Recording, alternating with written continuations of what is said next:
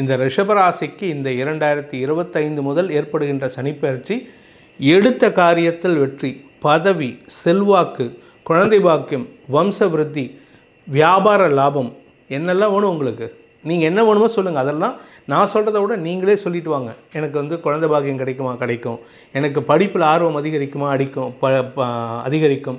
நான் வந்து சார் நான் வந்து டிகிரி முடிச்சிட்டேன், ஒரு 8 வருஷம் ஆச்சு, நான் வந்து ஏதாவது ஒரு அடிஷ்னல் கோர்ஸ் பண்ணலாமான்னு யோசிக்கிறேன். தாராளமாக பண்ணலாம். இந்த அடுத்த 3 வருஷத்துக்குள்ளே நீங்கள் என்ன வேணால் பண்ணலாம். நீங்கள் தொட்டது துலங்கும். நீங்கள் வந்து கல்லை கொண்டு போய் ஒரு தண்ணியில் போட்டு அது தங்கம்னு சொல்லுங்கள், தங்கமாக மாறி வரும். அந்த அளவுக்கு உங்களுக்கு யோகத்தை தரக்கூடிய நேரம். உடனே கல்லை போட்டுட்டு என்கிட்ட வந்து சண்டைக்கு வரக்கூடாது, அது மாறலை அப்படின்னு சொல்லிட்டு. இந்த 2025லேருந்து 3 வருஷத்துக்கு ஒரு குறிப்பிட்ட டைமில் மட்டும்தான் நீங்கள் ஜாகிரதையாக இருக்கணும். 2027 ஜூன் மாதத்துலேருந்து டிசம்பர் மாதம் வரைக்கும் சனி அதிசார பயிற்சியாக உங்களுடைய ராசிக்கு விரயஸ்தானத்துக்கு வராரு, மேஷ ராசிக்கு வராரு. அந்த பீரியட் மட்டும்தான் நீங்கள் ஜாகிரதையாக இருக்கணும்.